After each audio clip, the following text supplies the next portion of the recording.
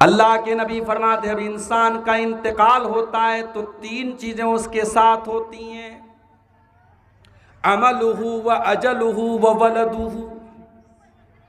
उसका अमल होता है, उसकी औलाद होती है, उसका माल होता है। जैसे इंसान की सांसों की डोर थमती है, जैसे दिल की धड़कन बंद हो जाती है, वो माल जो उसने बेईमानी से कमाया था, रिश्वत से कमाया था, सूद और ब्याज से कमाया था, आज बिहार और झारखंड के बड़ी तादाद में नौजवान जुआ के लानत के शिकार हैं। मैं पूरे एतमाद के साथ अररिया के बगला डांगी गांव में बैठ के ये बात बोल रहा हूं, आपके गांव में भी कुछ नौजवान होंगे, पता कीजिए आप। ये ऑनलाइन जुआ ने आज हमारे नौजवानों को बर्बाद करके रखा है मेरे साथ। अपने घर के माल को बेचकर, अपने घर के सामान को बेचकर, अपनी मां का पैसा चुराकर, अपने बाप का पैसा चुराकर आज नौजवान जुआ खेल रहा है, ऑनलाइन सट्टेबाजी कर रहा है, ड्रीम 11 में पैसा लगा रहा है। और हजार लोगों में कोई एक इंसान, लाखों लोगों में कोई एक इंसान अगर करोड़पति बन भी गया तो लोग उसको नमूना बना लेते, जो देखो वो तो उसने ऑनलाइन ये जुआ खेला था, वो तो करोड़पति बन गया। अरे लाखों लोगों में एक आदमी करोड़पति बन गया, लेकिन लाखों लोग बेचारे सड़क पर आ गए, उनकी कीमती दौलत छिन गई। ये जुआ आज आपके नौजवानों को बर्बाद कर रहा है मेरे प्यारे साथी। ये जो आपने मेहनत से पैसा कमाया, या हराम तरीके से पैसा कमाया, या हलाल तरीके से पैसा कमाया, जिस तरीके से भी आपने पैसा कमाया है, जैसे ही आपके मरने की खबर आएगी ये सारा का सारा माल आपके वारिसों का हो जाएगा।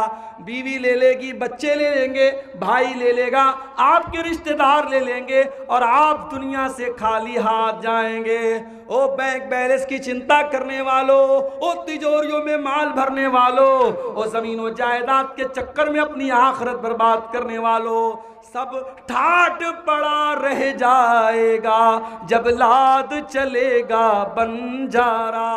सब कुछ छोड़ के जाना पड़ेगा, कुछ यहां से लेके नहीं जाओगे मेरे साथी। दुनिया में हम और आप शेरवानी पहनते हैं, कोई ब्लेजर पहनता है, कोई पैंट शर्ट पहनता है, लेकिन कफन सबका सेम रहता है। कफन बगैर पॉकेट का रहता है, कफन में कोई पॉकेट भी नहीं है कि चलो भाई उसमें नोट की कोई गड्डी भर लो।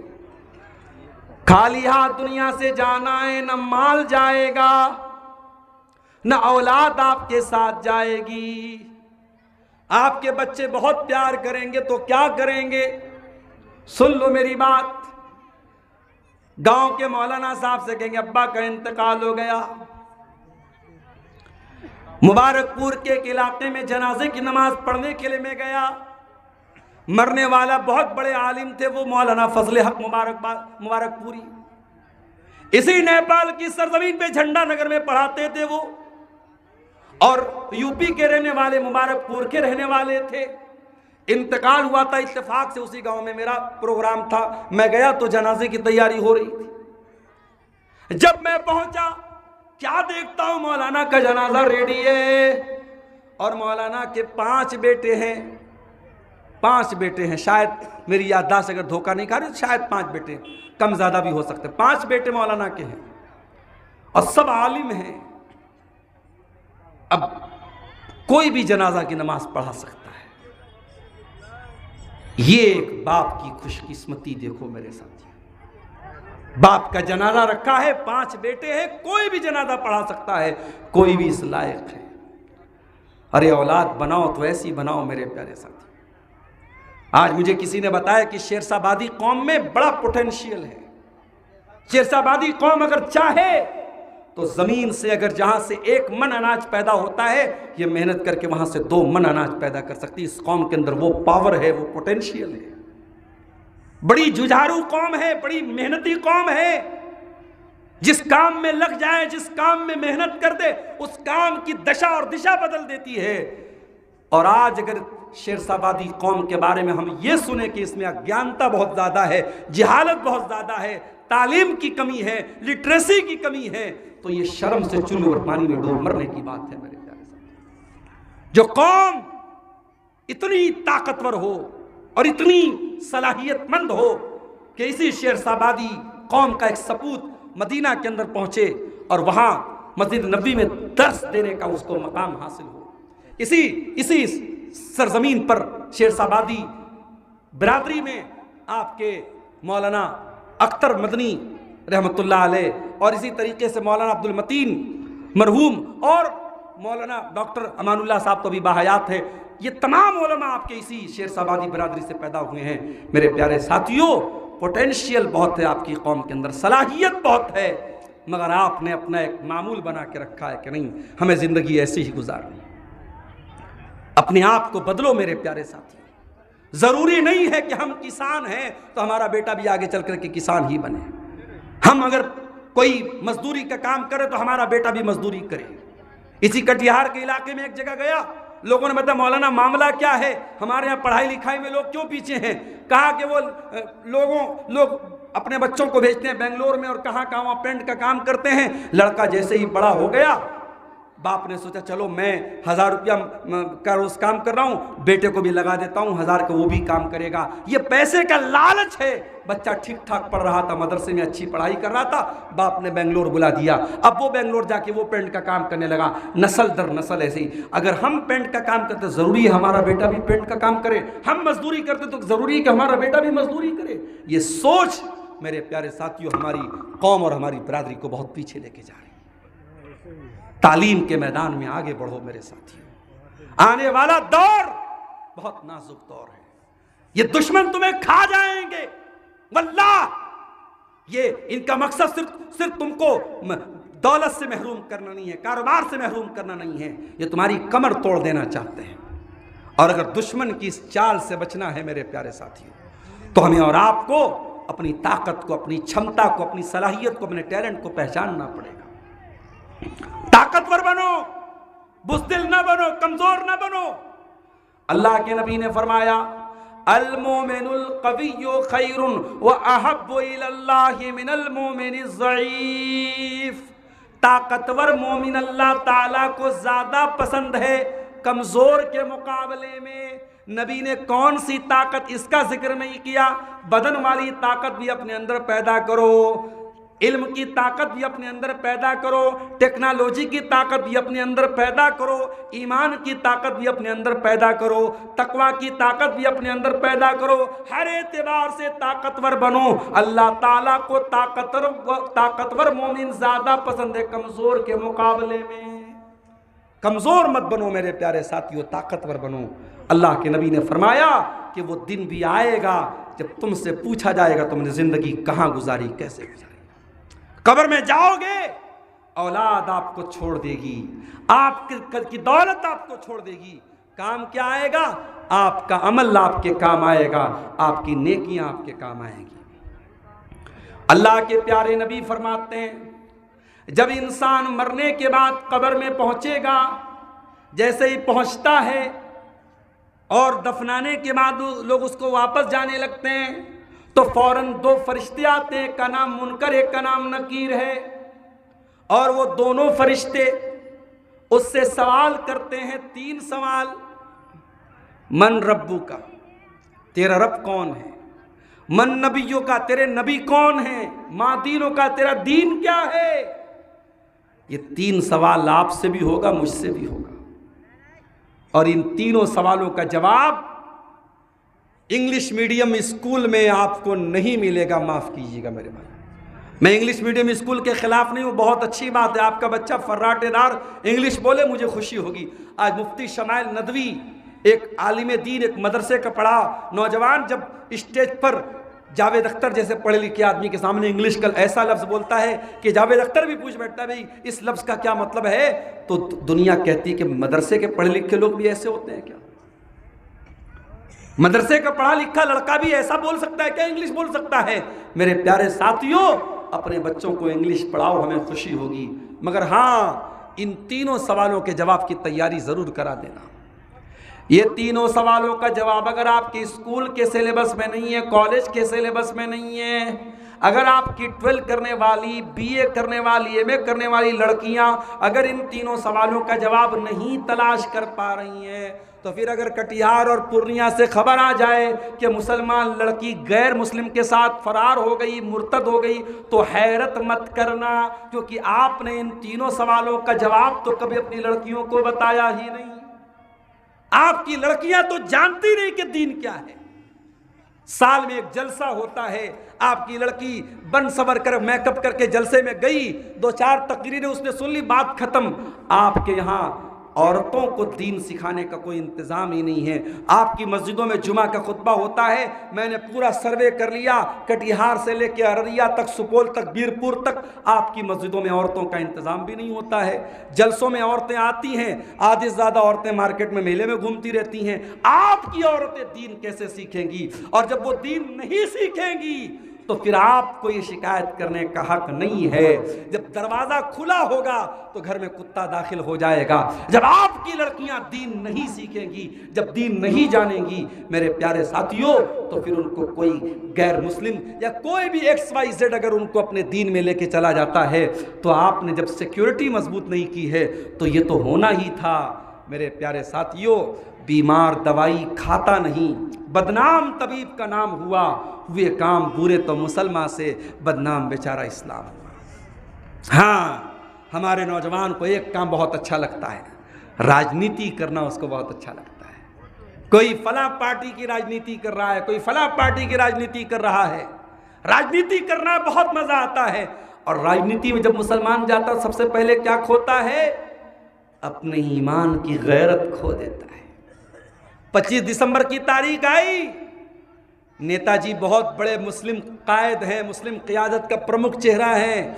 नेताजी ने स्टेटस लगाया, मैरी क्रिसमस।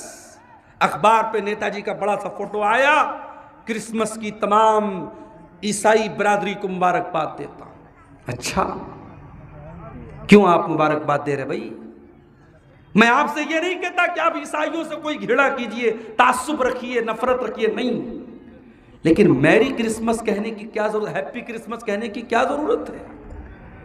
ईसाई अकीदा रखते हैं कि 25 दिसंबर की तारीख को ईसा अलैहिस्सलाम, जो अल्लाह के रसूल नहीं बल्कि अल्लाह के बेटे थे, ईसाई उनको सन ऑफ गॉड मानते हैं, अल्लाह का बेटा मानते हैं, खुदा का बेटा कहते हैं। और वो कहते हैं कि 25 दिसंबर की तारीख को अल्लाह का बेटा पैदा हुआ, और तू मुसलमान उसकी मुबारकबाद दे रहा है, उसकी शुभकामना दे रहा है।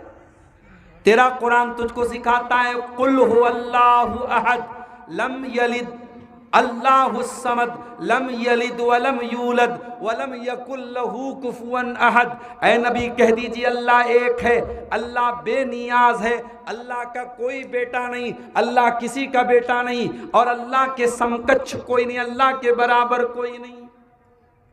तेरा दीन तो ये सिखा रहा है अल्लाह का कोई बेटा नहीं। तेरा दीन तो ये सिखा रहा है, तकादुस समावातु यतफत्तरन मिन्हु व तनशक्कुल अर्ज़ु वल जिबालु हद्दा अन दअउ लिर्रहमानी वलदा।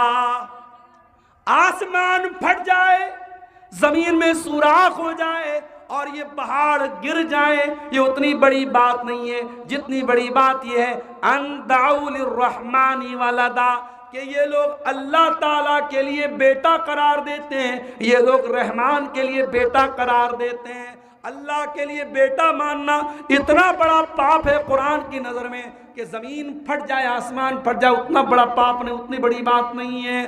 और तू कह रहा है मैरी क्रिसमस।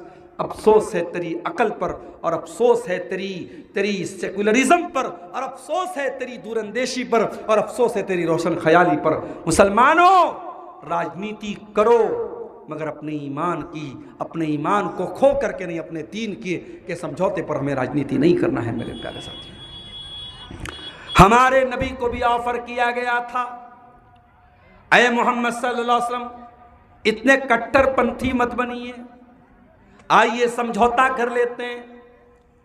एक दिन आप हमारे माबूदों की पूजा कर लीजिए, एक दिन हम आपके माबूदों की इबादत कर लेंगे, एक दिन आप हमारी तारीफ कीजिए, दूसरे दिन हम आपकी तारीफ करेंगे। नबी ने कोई जवाब नहीं दिया। कुरान की आयतें नाज़िल हो गई, कुल या अय्युहल काफिरून ला आबुदु मा ताबुदून वला अंतुम आबिदून मा आबुद वला अना आबिदुम मा अबदतुम वला अंतुम आबिदून मा आबुद लकुम दीनुकुम वलिय दीन। ऐ नबी आप ऐलान कर दीजिए, ऐ इनकार करने वालों, ऐ कुफ्र करने वालों, ऐ काफिरों, जिसकी इबादत तुम करते हो उसकी मैं नहीं करता, जिसकी मैं करता हूं उसकी तुम नहीं करते, जिसकी तुम कर सकते हो मैं नहीं कर सकता, जिसकी मैं करता हूं तुम नहीं कर सकते, तुम्हारे लिए तुम्हारा दीन, मेरे लिए मेरा दीन। इस्लाम में अकीदे से कॉम्प्रोमाइज नहीं। हर वो त्यौहार जिस पर शिर्क हो रहा, उस त्यौहार की मुबारकबाद देना, उस त्यौहार में शामिल होना आपके ईमान के लिए इसकी परमिशन नहीं है मेरे प्यारे साथियों, आपके दीन में इसकी परमिशन नहीं है। ईसा अलैहिस्सलाम जब पैदा हुए, कैसे पैदा हुए थे मालूम है? बगैर बाप के पैदा हुए। ईसाई कहते हैं अरे तुम्हारे मोहम्मद सल्लल्लाहु अलैहि वसल्लम किससे पैदा हुए? माँ का नाम क्या था? आमिना। बाप का नाम क्या था? अब्दुल्ला। तुम्हारे आखिरी नबी जिनको तुम आखिरी नबी मानते हो वो माँ से भी पैदा हुए, बाप से भी पैदा हुए, और हम जिसको अपना नबी मानते हैं वो तो मरियम से पैदा हुए। उनके बाप कौन थे? उनका बाप अल्लाह था, नऊजुबिल्लाह। ये ईसाई बोलता है। हम ईसाई से बड़े प्रेम से कहते हैं, बड़े सौहार्द से कहते हैं, ऐ मेरे ईसाई भाई, तुझको अगर इस पर हैरत हो रही है कि ईसा अलैहिस्सलाम बगैर बाप के कैसे पैदा हो गए, तो आ मैं तुझको बताता हूं। आदम अलैहिस्सलाम की तो कोई माँ भी नहीं, कोई बाप भी नहीं। अल्लाह ने मिट्टी का पुतला बनाया, उसके अंदर रूह डाल दी, और अल्लाह ताला ने आदम को अपने हाथ से बनाया। किसी और चीज को अल्लाह ने अपने हाथ से नहीं बनाया, आदम को अल्लाह ने अपने हाथ से बनाया। खलक तो बेयदी, मैंने आदम को अपने हाथ से पैदा किया, कुरान में अल्लाह ने कहा। आदम को अल्लाह ने बगैर माँ बाप के पैदा कर दिया, तो जो अल्लाह आदम को बगैर माँ बाप के पैदा कर सकता है वो ईसा को बगैर बाप के क्यों नहीं कर सकता है? और आगे बढ़ो, आदम पैदा हुए, आदम के बदन से अल्लाह ताला ने उनकी पसली से हजरत हव्वा को पैदा किया। हव्वा एक मर्द से पैदा की गई। हव्वा की पैदाइश में किसी औरत का कोई रोल नहीं था। अल्लाह ने आदम को बगैर मर्द व औरत के पैदा किया, हव्वा को बगैर औरत के पैदा किया, और ईसा को बगैर मर्द के पैदा किया। ये अल्लाह ताला की सृष्टि के, उसकी पैदाइश के, उसकी तख्लीक के अलग अलग तरीके हैं। इसमें कोई आश्चर्य की बात नहीं है, कोई हैरत की बात नहीं है मेरे प्यारे साथियों। और जब ईसा अलैहिस्सलाम को पैदा होना था, अल्लाह ने फरिश्ते को हजरत मरियम के पास भेजा। फतमस्सल लहा बशरन सविय्या, हजरत जिब्रील अलैहिस्सलाम आए इंसान की शक्ल में मरियम के पास। मरियम डर गई। कालत इन्नी अऊज़ु बिर्रहमान मिनका इन कुंत तक़िया।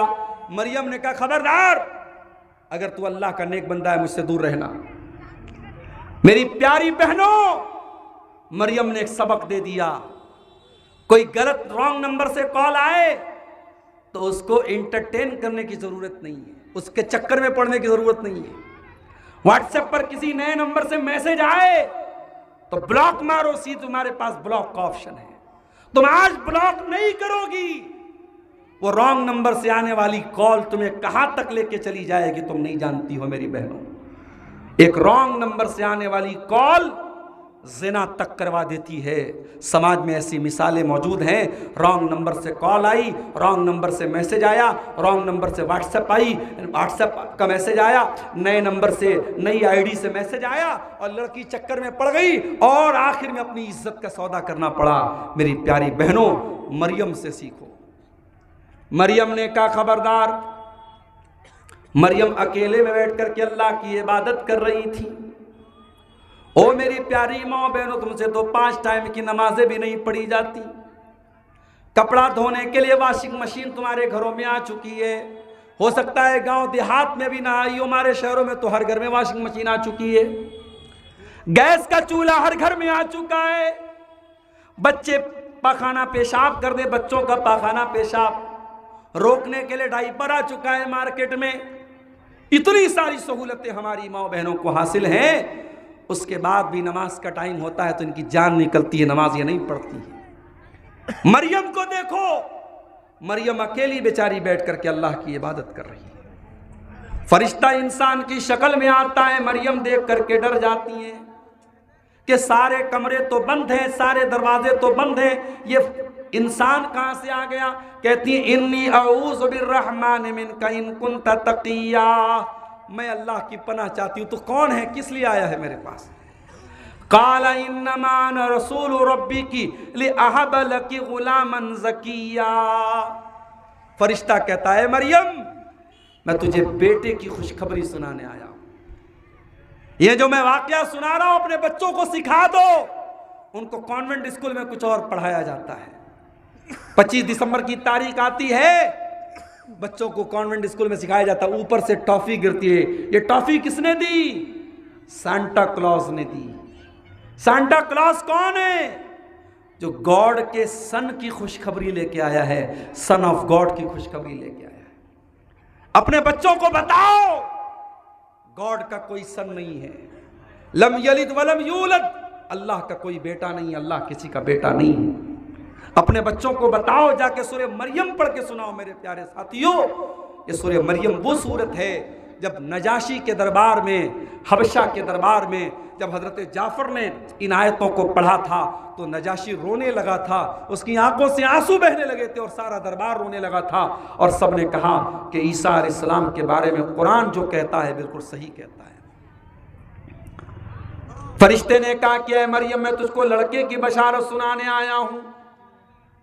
क़ालत अन्ना यकूनु ली गुलाम वलम यमससनी बशर वलम अकु बगिया। मरियम कहती है मुझे बेटा कहां से होगा, ना तो मैं कोई बदचलन औरत हूं और ना ही किसी इंसान ने मुझको टच किया है, किसी मर्द ने मुझको छुआ नहीं है, मुझको बेटा कहां से होगा। फरिश्ते ने कहा अल्लाह का ऑर्डर है तुझको बेटा होगा। उसके बाद अल्लाह के हुक्म से मरियम प्रेग्नेंट हो गई। मरियम के पेट में ईसा अलैहिस्सलाम को अल्लाह के हुक्म से ईसा अलैहिस्सलाम मरियम के पेट में आए और मरियम प्रेग्नेंट हुई, गर्भवती हुई और डिलीवरी का टाइम करीब आ गया, बच्चे की पैदाइश का टाइम करीब आ गया। फ़अजाअहल मख़ाज़ु इला जिज़इन नख़ला, जब बच्चे की पैदाइश का टाइम करीब आया, हजरत मरियम वहां से निकल करके एक खजूर के पेड़ के नीचे चली गई, मस्जिद के बाहर चली आई। मस्जिद में रहती थी, मस्जिद के बाहर चली गई। एक मसला बताऊं, अगर औरत को हैज आ रहा हो, पीरियड में अगर औरत है, तो क्या वो मस्जिद में रह सकती है, मस्जिद में जा सकती है? अक्सर उलमा का कहना है कि पीरियड की हालत में औरत मस्जिद में नहीं जाएगी। हालांकि अल्लामा अलबानी वगैरह का कहना है कि जा सकती है। आज के ज़माने में अगर उसके पास ऐसे इंतज़ाम हैं कि उसका कोई खून वगैरह मस्जिद में नहीं गिरेगा, नापाकी नहीं होगी, तो औरत मस्जिद में जा सकती है। लेकिन अक्सर उलमा का ये कहना है कि मस्जिद में औरत हैज़ की हालत में नहीं जाएगी, और पैदाइश के बाद जो औरत को खून आता है वो कंडीशन में भी औरत मस्जिद में नहीं जाएगी। अच्छा, अगर कोई औरत मक्के में गई उम्रा करने और वहां भी उसको पीरियड आ जाए, तो जब तक पीरियड आ रहा है तब तक वो औरत ना तो तवाफ करेगी ना वो नमाज पढ़ेगी, उसको मस्जिद में नहीं जाना है, वो अपने कमरे में बैठ के अल्लाह की इबादत करेगी। तो हजरत मरियम को अंदाजा हुआ कि अब बच्चे की पैदाइश का टाइम करीब आया, तो वो मस्जिद के बाहर निकल के खजूर के पेड़ के नीचे आ गई और आकर के कहने लगी या लैतनी मित्तु क़ब्ला हाज़ा, ऐ काश आज के पहले मैं मर गई होती, व कुन्तु नसियम मनसिया, और मुझे कोई याद न करता, मैं भूली बसरी हो जाती, मेरा नाम कोई लेने वाला न होता, ऐ काश आज के पहले मैं मर गई होती। मरियम ऐसा क्यों कह रही है? क्योंकि मरियम को ये ख्याल खाए जा रहा है कल ये बच्चा जन्म लेगा, दुनिया इस बच्चे को इस बच्चे के बाप का कोई अता पता नहीं है। दुनिया कहेगी ये हराम का बच्चा है, दुनिया मुझे बदचलन कहेगी, दुनिया मुझे जानिया कहेगी, दुनिया मुझे फाहिशा कहेगी। आज का ये दिन देखने के पहले मैं मर क्यों नहीं गई? पता ये चला कि एक औरत को अपनी जिंदगी से ज्यादा अपने कैरेक्टर की चिंता होनी चाहिए। मेरी माँ और बहनों, जिंदगी में अगर कभी वो मोड़ आ जाए, इज्जत दांव पर लग जाए, तो इज्जत बचा लेना चाहे जान चली जाए। और अगर अपनी इज्जत बचाने के चक्कर में जान भी चली जाए तो औरत शहीद है। अल्लाह के नबी ने फरमाया, मन कुतिल दून इर्ज़िही फहुव शहीद। अपनी इज्जत को बचाने के लिए अगर कोई कत्ल हो जाए तो वो शहीद है। जिस तरीके से अगर बच्चे की पैदाइश के दौरान अगर औरत का इंतकाल हो जाए, अल्लाह के नबी ने उस औरत के बारे में भी कहा कि वो भी शहीद औरत है, उसको भी शहीद का दर्जा मिलेगा जो बच्चे की पैदाइश के दौरान जिस औरत का इंतकाल हो जाए। इसलिए मेरी प्यारी माँ और बहनों, हजरत मरियम ने ये जुमला कहा कि काश आज के पहले मैं मर गई होती और मेरा नाम ना लिया जाता। फनादाहा मिन तहतिया अल्लाह तहज़नी। अल्लाह ताला के फरिश्ते ने आवाज दी है, मरियम घबराओ मत, कद जअल रब्बुकी तहतकी सरिया। ऐ मरियम जरा नीचे झांक करके देखो, तुम्हारे लिए नहर जारी कर दी गई है, पानी की नहर बह रही है, तुमको पानी की कमी नहीं होगी। पता ये चला कि जब औरत की डिलीवरी का टाइम करीब हो तो पानी की कमी नहीं होनी चाहिए। कुछ घरों में जो जालिम सास होती है ना, बहू प्रेग्नेंट है, उसको सपोर्ट की जरूरत है, मगर वहां पे भी सास जो होती है वो बिल्कुल विलेन का रूप अदा करती है, रोल अदा करती है, और बहू को जो चैन और आराम मिलना चाहिए वो आराम भी नहीं मिलने देती है। माफ करना मेरी माँ और बहनों, समाज में अगर कहीं कहीं बहुओं ने सास को तकलीफ पहुंचाई है, और इसी सीमांचल के जलसे में मैंने बयान किया था उत्तर प्रदेश का एक वाक़या। एक बूढ़ी औरत अपने इकलौते बच्चे के साथ रहती थी और बहुत बूढ़ी औरत हो गई थी वो बेचारी, उसको लूज मोशन होता था, कहीं पर भी वो लेटरिन कर देती थी। अकेला एक लड़का था, उसकी बीवी थी। उनकी बूढ़ी माँ की खिदमत करने में बच्चे को बड़ी घिन आती थी, बहू को बड़ी घिन आती थी। एक दिन लोगों ने देखा कि माँ की लाश पड़ी है, और लोगों ने यहां तक कहा, ऐसा डाउट हो रहा था औरत की लाश देख करके कि बहू और बेटे ने मिलकर के जहर दे दिया अपनी बूढ़ी माँ को। अगर समाज में ऐसा जालिम बेटा अगर हमको मिलता है और ऐसी जालिम बहू मिलती है तो सास को जहर देती है, तो माफ करना। समाज में ऐसी सासें भी मिलती हैं जो अपनी जबान के जहर से अपनी बहू का जीना हराम कर देती है। अगर 2-4 साल शादी के गुजर जाए और औलाद ना हो, चाहे मेडिकल साइंस की रिपोर्ट ये बता रही हो कि औरत के अंदर कोई दिक्कत नहीं है, लड़के के अंदर कुछ कमी है, उसके जो है स्पर्म काउंट कम है या जो भी मसला है, लेकिन माँ ये ताना मारने में चूकती नहीं, कह रहे ये तो बांझ औरत मेरे घर में आ गई, इसको तो औलाद नहीं हो रही है, इसको तो बच्चा नहीं हो रहा है, उसका जीना हराम कर देती है। जहेज की लोभी औरतें, अगर बहू घर से जहेज कुछ कम लाती है तो ऐसी भी सास होती हैं समाज में जो बहू को ताने मारती हैं, अरे तू तो गरीब घर की आई है, फकीर घर की आई है, तू लेके क्या आई है। उस बहू को ताना मार मार करके उसको मेंटली डिस्टर्ब करती हैं, उसको हरासमेंट उसको करती, उसको तकलीफ पहुंचाती है। मेरी प्यारी माँ और बहनों, तुम अगर किसी की सास हो तो जो लड़की तुम्हारी बहू बन के आई है वो भी किसी की बेटी है। उसकी जगह अपनी बेटी को रख के सोचो। अपनी बेटी के बारे में तुम सोचती हो कि वो चैन से रहे, आराम से रहे, उसकी नंदे उसको कोई तकलीफ ना पहुंचाए, उसकी सास उसको कोई तकलीफ ना पहुंचाए, उसकी देवरानी उसको कोई तकलीफ ना पहुंचाए।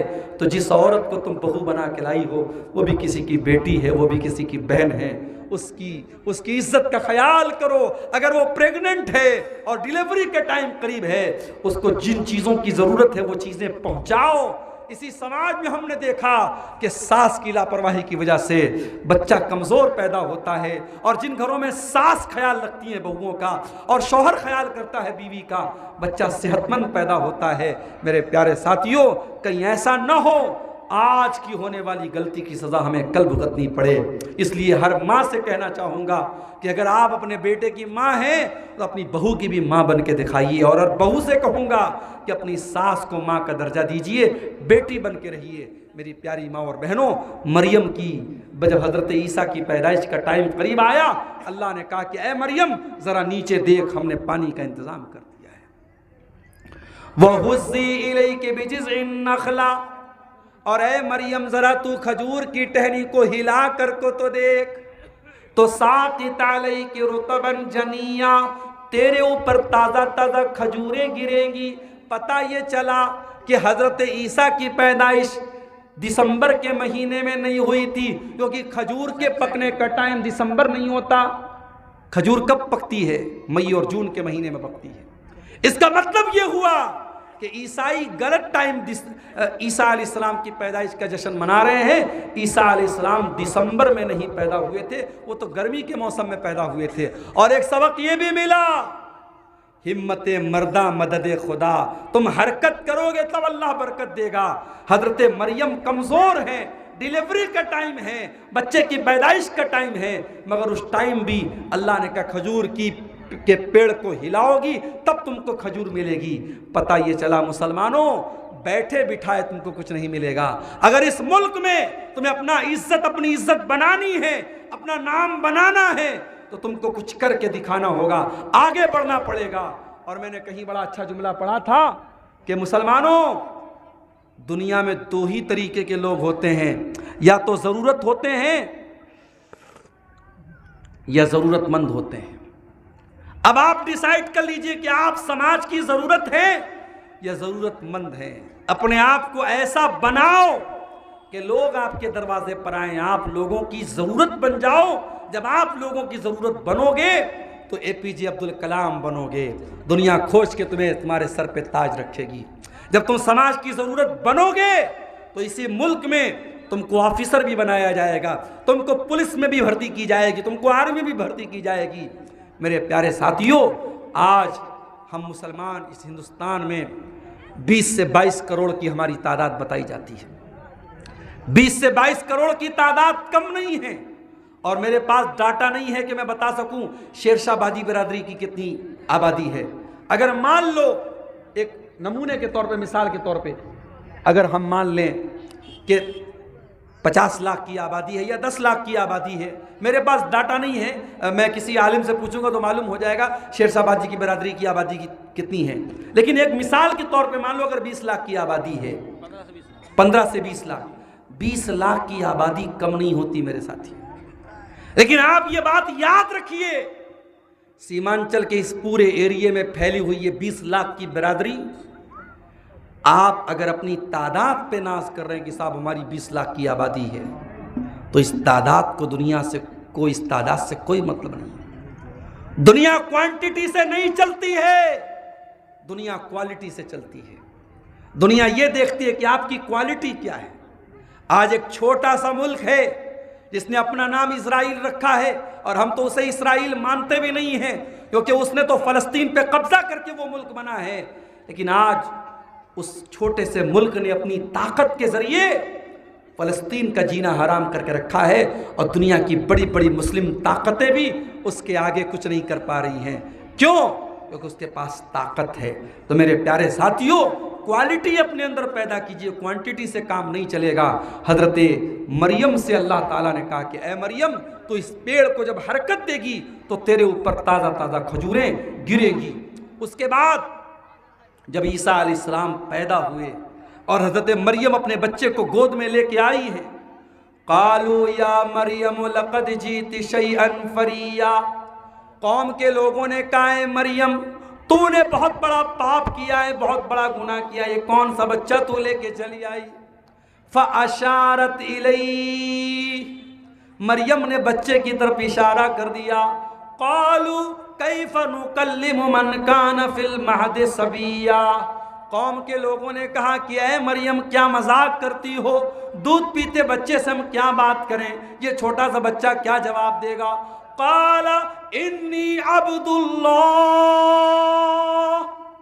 मरियम का बच्चा अपनी माँ की गोद में बोल पड़ता है, ईसा अलैहिस्सलाम बोल पड़ते हैं और कहते इन्नी अब्दुल्ला, मैं अल्लाह का बंदा हूँ, आतानियल किताब, अल्लाह ने मुझको अपनी किताब इंजील दी है, वजालनी नबिया, और अल्लाह ने मुझको नबी बनाया है, वजालनी मुबारकन ऐनमा कुन्तु, और अल्लाह ने मुझको बरकत वाला बनाया है मैं जहाँ पर भी रहूँ, व औसानी बिस्सलाति वज़्ज़काह, और अल्लाह ने मुझे नमाज और ज़कात का हुक्म दिया है मादुम तो हय्या, जब तक मैं दुनिया में जिंदा रहूं। गौर करो, ईसाई कहते हैं कि हम ईसा अलैहिस्सलाम को मानते हैं। ईसाइयों के चर्च के बाहर बड़े बड़े अक्षरों में लिखा रहता है यीशु मसीह ने ये कहा, यीशु मसीह ने ये कहा। वो दावा करते हैं वी लव जीसस, हम ईसा अलैहिस्सलाम से प्यार करते हैं, उनसे मोहब्बत करते हैं। ईसाइयों, अगर तुम वाकई में ईसा अलैहिस्सलाम से प्यार करते हो तो ईसा अलैहिस्सलाम की ज़बान से जो पहला लफ्ज़ निकला है उसे तुम क्यों नहीं मानते हो? ईसा अलैहिस्सलाम पहला लफ्ज़ क्या बोलते हैं दुनिया में आने के बाद? I am slave of Allah, I am slave of Allah, मैं अल्लाह का बंदा हूँ। ईसा तो अपने आप को अल्लाह का बंदा कह रहे हैं और तुम कह रहे हो सन ऑफ गॉड है, तो तुम तो ईसा अलैहिस्सलाम की ज़बान से निकले पहले लफ्ज़ का इनकार करते हो। इसलिए ईसाइयों, तुमको अपने आप को क्रिश्चियन कहने का कोई अधिकार नहीं है, तुमको ईसाई कहने का कोई अधिकार नहीं है। क्यों? क्योंकि तुम ईसा अलैहिस्सलाम की तालीम पर अमल नहीं करते हो। मेरे प्यारे साथियों, ईसा अलैहिस्सलाम पर सही तरीके से अगर कोई ईमान रखता है तो हम मुसलमान ईमान रखते हैं। और इसीलिए हमारे कुरान में हमको बताया गया अलिफ लाम मीम ज़ालिकल किताबु ला रैब फीहि हुदल लिल मुत्तकीन अल्लज़ीना युमिनूना बिल गैबि व युकीमूनस सलाता व मिम्मा रज़क़नाहुम युनफ़िक़ून वल्लज़ीना युमिनूना बिमा उनज़िला इलैका व मा उनज़िला मिन क़ब्लिका व बिल आखिरति हुम युक़िनून। ऐ नबी, मुत्तकी तो वो लोग हैं, ईमान वाले तो वो लोग हैं जो आपके ऊपर उतरने वाली किताब कुरान के ऊपर भी ईमान रखते हैं और आपसे पहले जो किताबें उतारी गई तौरात और इंजील उनके ऊपर भी ईमान रखते हैं। तो हम वो कौम हैं, हम कुरान को भी मानते हैं और हम तौरात और इंजील को भी मानते हैं। लेकिन हाँ, मौजूदा दौर में जो तौरात और इंजील हैं इनके अंदर चेंजिंग हुई है, इनके अंदर परिवर्तन हुई है, लिहाजा इनके अंदर जो सही बातें हैं जो कुरान और हदीस से मैच करेंगी उन बातों को तो हम ले लेंगे, जो गलत बातें हैं हम उनको ठुकरा देंगे, हम उनको नहीं मानेंगे। मेरे प्यारे साथियों, आज 25 दिसंबर की तारीख के मौके पर हमें ये सबक याद रखना चाहिए और इसी के 5 दिन के बाद 6 दिन के बाद जब 31 दिसंबर की तारीख आए तो हमें फिर मैं उसी आयत की तरफ लेके आपको जाना चाहता हूँ जो खुतबे मसनूना के शुरू में मैंने पढ़ी थी। अल्लाह ने फरमाया इक़्तरब लिन्नास हिसाबुहुम व हुम फी गफ़लतिन मुरिज़ून, ऐ लोगो तुम्हारे हिसाब का टाइम करीब है और फिर भी तुम गफलत के शिकार हो। और दूसरी आयत जो मैंने पढ़ी थी ज़रा उसको भी आप समझ लीजिए।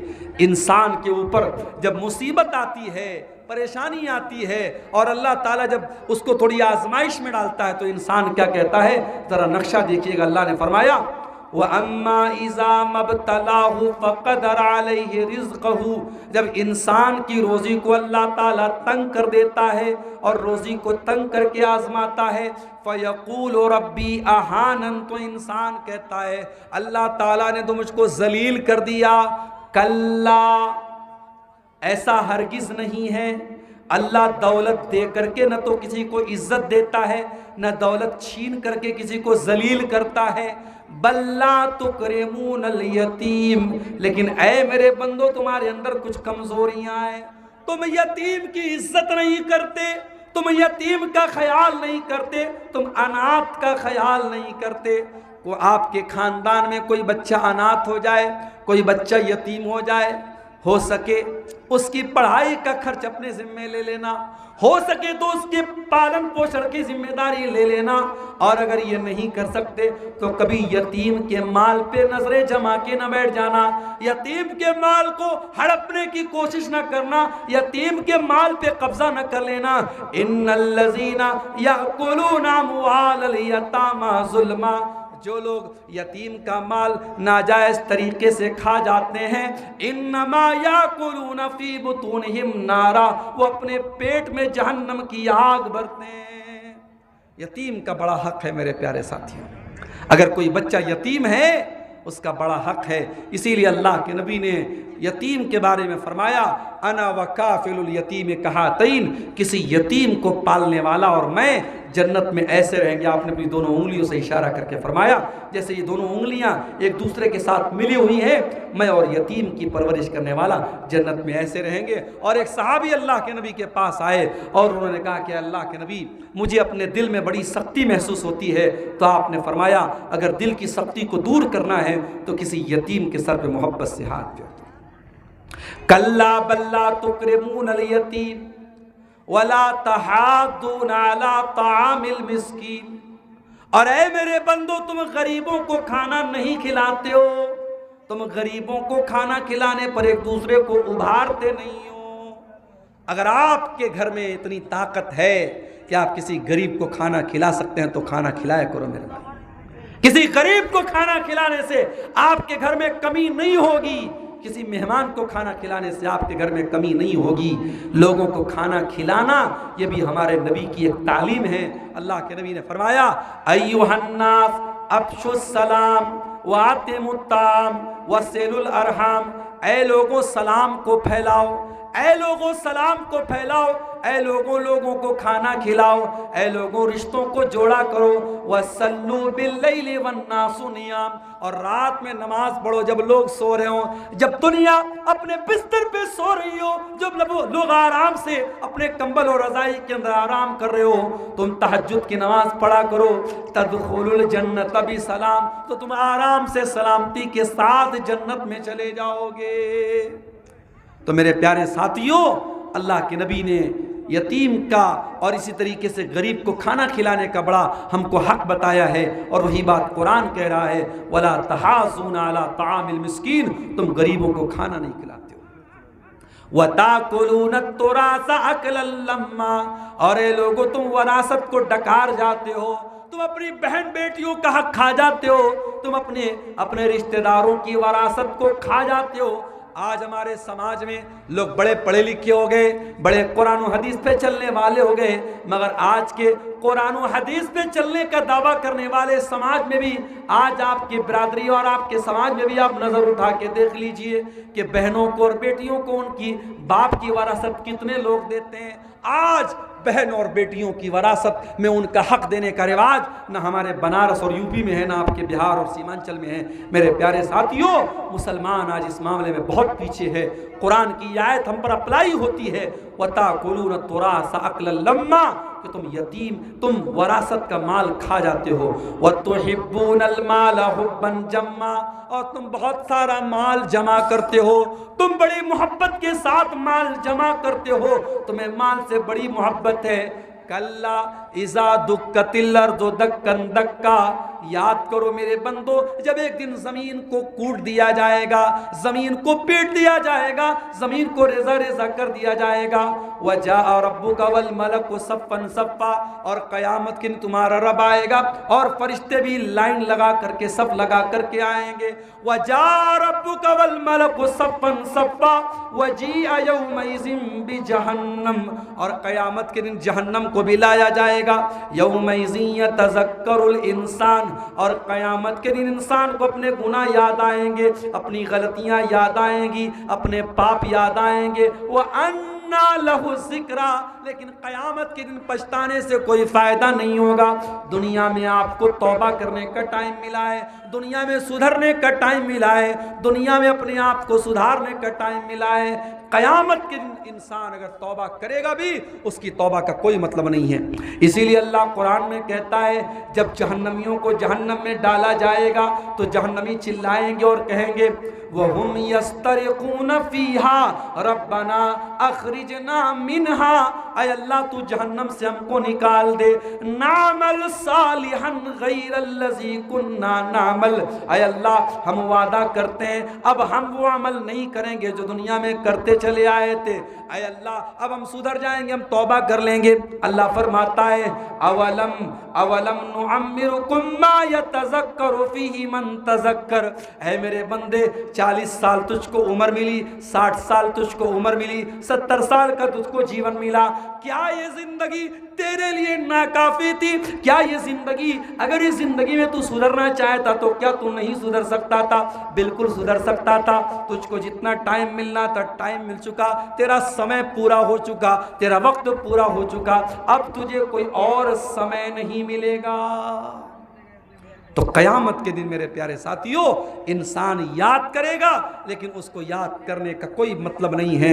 वअन्ना लहु ज़िक्रा, इंसान नसीहत हासिल करेगा मगर उसको नसीहत हासिल करने से कोई बेनिफिट नहीं मिलेगा। मेरे प्यारे साथियों, अगर हमें नसीहत हासिल करना है, इसी दुनिया की ज़िंदगी में हमको नसीहत हासिल करना है, यहीं पर हमें अपनी ज़िंदगी गुजारना है। ये दुनिया दारुल इम्तिहान है। और इसीलिए आप देखिए जुमा का दिन जब आता है और हम और आप सूरह कहफ पढ़ते हैं, सूरह कहफ में ये आयत भी हम पढ़ते हैं, इन्ना जअलना मा अलल अर्ज़ि ज़ीनतल लहा लिनब्लुहुम अय्युहुम अहसनु अमला। हमने ज़मीन पर जितनी चीज़ों को बनाया है, हमने ज़मीन को खूबसूरती के लिए बनाया है, ज़मीन के ऊपर की सारी चीज़ों को खूबसूरती के लिए बनाया है। हम लोगों का इम्तिहान लेना चाहते हैं। व इन्ना लजाइलूना मा अलैहा सईदन जुरुज़ा। और ये ज़मीन जो इतनी खूबसूरत, इतनी सुंदर है, एक दिन आएगा ये ज़मीन फना हो जाएगी और ज़मीन मैदान बन जाएगी, सपाट मैदान बन जाएगी। ज़मीन पे न कोई पेड़ होगा, न पौधा होगा, न कोई पहाड़ होगा, न नदियाँ होगी, सब खत्म हो जाएंगे और ज़मीन एक प्लेन मैदान की तरह, एक फ्लैट मैदान की तरह हो जाएगी। मेरे प्यारे साथियों, इससे पहले कि वो दिन आए, हमें और आपको अपनी इस्लाह करनी चाहिए और अपनी कमियों को दूर करना चाहिए। आज बिलखुसूस हमारा जो नौजवान तबका है वो दीन से बेहद दूर है और नौजवानों की जो एक्टिविटीज़ हैं, जैसा कि मैंने तकरीर के शुरू में कहा था, बाइक निकाल करके पूरी स्पीड से बाइक चलाना, नशे करना, नाच गाने सुनना, नाच गाने देखना, जुआ खेलना, शराब पीना, लड़की बाजी करना, अय्याशी करना, ये आज हमारे नौजवानों का मशगला बन गया है। मेरे प्यारे नौजवानों, अपनी इस जवानी की कदर व कीमत को समझो। ये जवानी दोबारा नहीं मिलेगी। ये जवानी का जो टाइम है, यही टाइम तौबा का टाइम है। दर जवानी तौबा करदन शेवे पैगंबरी, जवानी में तौबा करना नबियों का तरीक़ा है। वक्त पीरी गुर्गे जालिम नी शवत परहेजगार। अरे बुढ़ापे में तो भेड़िया भी शरीफ बन जाता है। बुढ़ापे में अगर लाठी लेके मस्जिद में पहुंच गए और तौबा कर ली और हज भी कर लिया, हाजी भी बन गए, वो बहुत नेकी और बहुत परहेजगारी की चीज़ नहीं है। असल चीज़ ये है कि आप जवानी में तौबा करें। मेरे नौजवानों, अपनी जवानी को तौबा में गुजारो, अपनी जवानी को इबादत में गुजारो। वल्लाह आपकी आँखों के से निकलने वाले जो आंसू हैं वो अल्लाह ताला को बहुत पसंद हैं। और अपनी तकरीर को अब समाप्त करते हुए मैं आखिरी बात के तौर पे एक बात कहना चाहता हूँ कि आज का जो हमारा ये प्रोग्राम है, आप जानते हैं ये सीमांचल के मुख्तलिफ जलसों की तरह ये प्रोग्राम भी तहसील के लिए, और इस इदारे का नाम क्या है, मदरसा दारुल उलूम सलफिया बगुला डांगी का ये प्रोग्राम, सालाना प्रोग्राम हर साल होता है।